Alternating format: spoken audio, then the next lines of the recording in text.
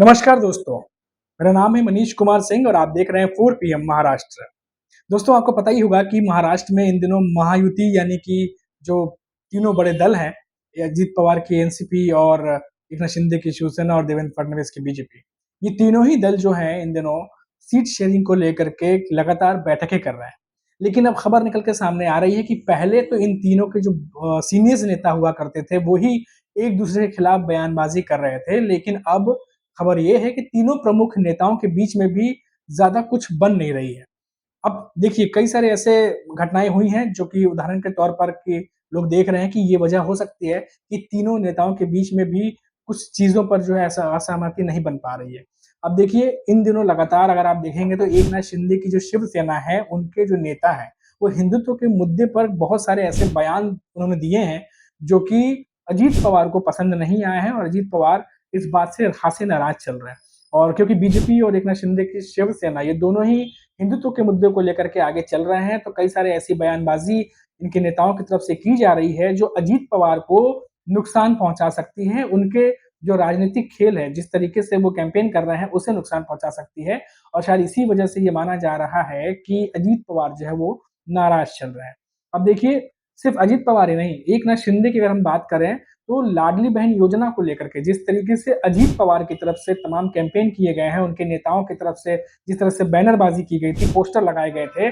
कई सारे ऐसी एक्टिविटीज़ हुई हैं जिसको लेके खबर ये भी थी कि एकनाथ शिंदे खुद भी जो है वो नाराज़ चल रहे थे, क्योंकि जो ये योजना थी इसका नाम ही था मुख्यमंत्री लाडली बहन योजना और कई बार ऐसी भी रिपोर्ट्स आई कि कई जगह से मुख्यमंत्री शब्द को ही जो है वो हटा दिया गया था और एकनाथ शिंदे की शिवसेना के कई सारे नेता इसे प्रोटोकॉल का उल्लंघन और अनुचित बता रहे थे और इन चीजों को लेकर के दोनों ही पार्टियों के बीच में खींचतान जबरदस्त तरीके से चल रही थी। अब ऐसा माना जा रहा है कि देवेंद्र फडणवीस को बीच में रख करके किसी भी तरीके से जो एक समन्वय बनाने की कोशिश की जा रही है कि कम से कम विधानसभा चुनाव तक बहुत ज्यादा बात ना बिगड़े, इसीलिए देवेंद्र फडणवीस को बीच में रह करके किसी भी तरीके से बैलेंस बनाने की कोशिश की जा रही है। सिर्फ यही बातें नहीं हैं, बल्कि और भी कई सारी बातें हैं जिसकी वजह से इन दोनों ही पार्टियों के बीच में खींचतान लगातार चल रही है। ऐसा भी सुनने में आ रहा है कि जिस तरीके से हमने देखा कि कुछ डिसीज़न्स जो है एकनाथ शिंदे की सरकार में लिए गए और माना जा रहा है कि कुछ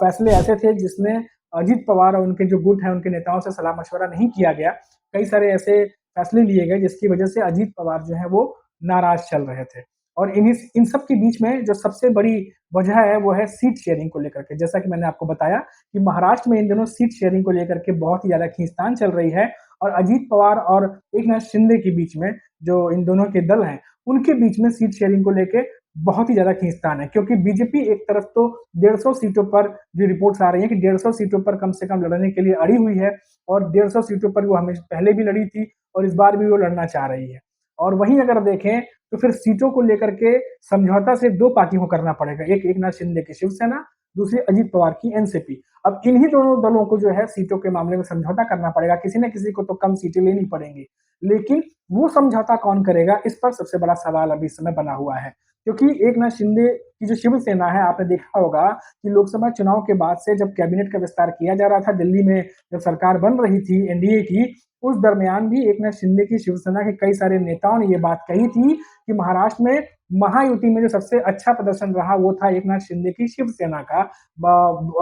अगर तुलना करें अजित पवार की एनसीपी और खुद बीजेपी से। तो इस बात पर उन्हें भी उनके भी मंत्रियों को जो है वो मंत्रिमंडल में शामिल किया जाना चाहिए था, लेकिन ऐसा कुछ भी नहीं हुआ, जिसके बाद बहुत ज्यादा कई सारे नेताओं में नाराजगी देखने को मिली। और ऐसा ही कुछ एक अजित पवार की एनसीपी के भी साथ हुआ कि जब 2022 में जब सरकार जो है वो बदली गई थी, उसके बाद अजित पवार की एनसीपी में कई सारे नेताओं को ये कहा गया था कि मंत्रिमंडल का विस्तार 2 बार किया जाएगा। एक बार जो है वो हो चुका था, लेकिन दूसरी बार जो है वो होल्ड पे चला गया और इस दूसरी बार में जो है कई सारे नेताओं को कई सारे जो उम्मीदें थी वो पूरी नहीं हो पाई। तो ऐसे में तमाम दल जो है महाराष्ट्र में एक तो पार्टियां टूट के अलग हुए हैं, ऊपर से नेता भी जो है वो इस दल से उस दल लगातार हो रहे हैं। तो जैसे कहते हैं कि दूध का जला भी छाछ फूंक के पीता है, उसी तरीके से इन दिनों तमाम दल भले वो गठबंधन में हों, लेकिन फूंक फूंक कर कदम रख रहे हैं और खास तौर पर महायुति के ये तीनों गठबंधन दल, क्योंकि एकनाथ शिंदे की शिवसेना और बीजेपी, ये दोनों ही पार्टियां एक तरीके से पहले भी गठबंधन में रही हैं और हिंदुत्व के मुद्दे पर जब शिवसेना अलग नहीं थी, साल 2019 देख लीजिए, साल 2024 देख लीजिए, हिंदुत्व के मुद्दे पर इन्होंने लगातार चुनाव लड़ा महाराष्ट्र में, चाहे वो विधानसभा हो, चाहे वो लोकसभा हो। और ऐसा ही कुछ जो है वो एकनाथ शिंदे और देवेंद्र फडणवीस भी करते दिखाई दे रहे हैं। लेकिन इन सब के बीच में नुकसान जो हो रहा है वो हो रहा है अजीत पवार का, क्योंकि अजीत पवार, आपको याद होगा कि कुछ दिनों पहले ही एक पब्लिक गैदरिंग हुई थी, पब्लिक इकट्ठा हुई थी, वहां संबोधन कर रहे थे और अजीत पवार ने साफ तौर पर बिना नाम लिए बीजेपी के नेताओं का और एकनाथ शिंदे की शिवसेना के जो नेता हैं जिन्होंने कुछ मुस्लिम विरोधी बयान दिए थे, बिना नाम लिए उन्होंने कहा था कि इस तरीके के जो एक समुदाय को टारगेट किया जा रहा है ये वो बिल्कुल भी बर्दाश्त नहीं करेंगे। हालांकि उन्होंने कोई नाम नहीं लिया था, लेकिन इस बयान को खुद उनके ही गठबंधन के जो नेता हैं बीजेपी के और एकनाथ शिंदे की शिवसेना के, उनसे जोड़ करके देखा गया। और अभी देखिए हाल ही में जिस तरीके से बयानबाजी हुई है एकनाथ शिंदे की शिवसेना की तरफ से, बीजेपी की तरफ से राहुल गांधी पर, उस पर भी अजीत पवार ने अब तक कोई प्रतिक्रिया वैसी नहीं दी है, क्योंकि वो गठबंधन के नेता है। हालांकि कुछ बीजेपी के नेता जो है इससे पल्ला जरूर झाड़ रहे हैं, क्योंकि उन्हें पता है कि इस तरीके की अपशब्द या इस तरीके की टिप्पणी जो है वो विधानसभा चुनाव में नुकसान पहुंचा सकती है और तमाम किए कराए पे पानी फिर सकता है। तो इसीलिए बीजेपी के कुछ नेताओं ने पल्ला हालांकि झाड़ा, लेकिन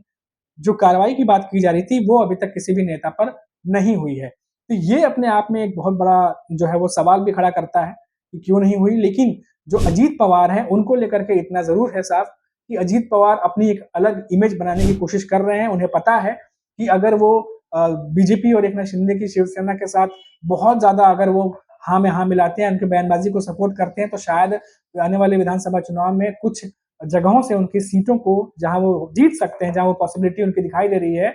वहां पर उनको नुकसान हो सकता है। और यही वजह है कि जो खींचतान चल रही है खासतौर से महायुति की इन दो दलों के बीच में, जिसमें एकनाथ शिंदे की शिवसेना और अजीत पवार की एनसीपी है, ये कम होती नहीं दिखाई दे रही है। और इन दोनों को उम्मीद है कि देवेंद्र फडणवीस की मध्यस्थता से इनके बीच में आने से कहीं ना कहीं एक समन्वय बनेगा, ताकि विधानसभा चुनाव तक कम से कम मिल के चुनाव जो है वो लड़ा जा सके। तो ये कुल मिलाकर के अभी तक का आकलन है, समीकरण है जो बनता हुआ दिखाई दे रहा है। लेकिन इन सबके बीच तीनों ही नेताओं की मजबूरी ये है कि वो अपने सीनियर नेताओं को रोक नहीं पा रहे, बयानबाजी करने से रोक नहीं पा रहे, और जो भी इनके नेता बयानबाजी कर रहे हैं अब खुलकर उस पर वो माफी भी नहीं मांग पा रहे हैं, क्योंकि अगर माफी मांगेंगे तो जाहिर सी बात है वो एक्सेप्ट करेंगे गलती हुई है, और गलती हुई है तो फिर उसके बाद एमबीए को बैठे बिठाए फिर से मुद्दा मिलेगा और इस बात को फिर से वो जो है हावी होंगे महायुति पे। कई सारे ऐसे कारण हो सकते हैं कि जिस तरीके से सिंधुदुर्ग में छत्रपति शिवाजी महाराज का पुतला गिरा था, उसके बाद से लगातार महायुति के नेता माफी मांग रहे थे। अब ऐसे में जो इस तरह की टिप्पणियां हो रही हैं और जिस तरीके से राहुल गांधी पे बोला गया, जिस तरीके से खास समुदाय को लेकर के बयानबाजी की गई, जिसके बारे में मैंने अभी बताया आपको कि अजीत पवार बोल रहे थे, इन तमाम चीजों को देखते हुए अब इस बात पर मायावती ध्यान दे रही है कि अगर हर चीज पर माफी मांगेंगे तो बहुत ज्यादा जो है वो गलतियां जो है वो एक्सेप्ट करने वाली बात होगी, और शायद इसी वजह से अब ऐसा कुछ होता दिखाई नहीं दे रहा है। लेकिन इतना जरूर है कि महायुति के सीनियर नेता, बीजेपी के सीनियर नेता जो महाराष्ट्र पहुंच रहे हैं, वो ये कह रहे हैं कि सभी दलों के सम्मान किया जाएगा, सभी नेताओं का सम्मान किया जाएगा। लेकिन कोई भी खुल के ये नहीं कह रहा कि जितने सहयोगी दल सीट मांग रही है क्या उतनी सीट वो देंगे उन्हें। अगर सम्मान देने की बात हो रही है तो सम्मान देने में तो जितनी सीटें मांगी जा रही हैं अजीत पवार की तरफ से या एकनाथ शिंदे की तरफ से, तो उन्हें उतनी सीटें दी जानी चाहिए। लेकिन अभी तक फिलहाल महायुति में ये कोई जो है समन्वय नहीं बन पाया है, कोई सहमति नहीं बन पाई है। और आपको बता दूं फिर से कि अजीत पवार 80 से 90 सीटें मांग करके चल रहे हैं और एनसीपी की तरफ से करीब करीब 90 सीटें जो है वो मांगी गई है, मैं आपको बता दूं। और एकनाथ शिंदे की शिवसेना की तरफ से 107 के करीब सीटें मांगी गई है, और बीजेपी जो है खुद 150 से 160 सीटों पर चुनाव लड़ना चाह रही है। तो अगर 150-160 सीटों पर बीजेपी चुनाव लड़ेगी तो फिर कहीं ना कहीं फिर वही बात होगी कि एकनाथ शिंदे की शिवसेना को अजित पवार को समझौता करना पड़ेगा। इन तीनों ही प्रमुख नेताओं के बीच में ये जरूर है कि बहुत सारी बातों पे जो है वो सहमति नहीं बन पाई है, और ये आने वाले समय में महायुति के लिए चुनौती बन सकती है। फिलहाल अभी के लिए इतना ही, फिर लौटेंगे तो बात करेंगे महाराष्ट्र की किसी बड़ी खबर पर। तब तक आप देखते रहिए 4 PM महाराष्ट्र और मुझे इजाजत दीजिए। नमस्कार।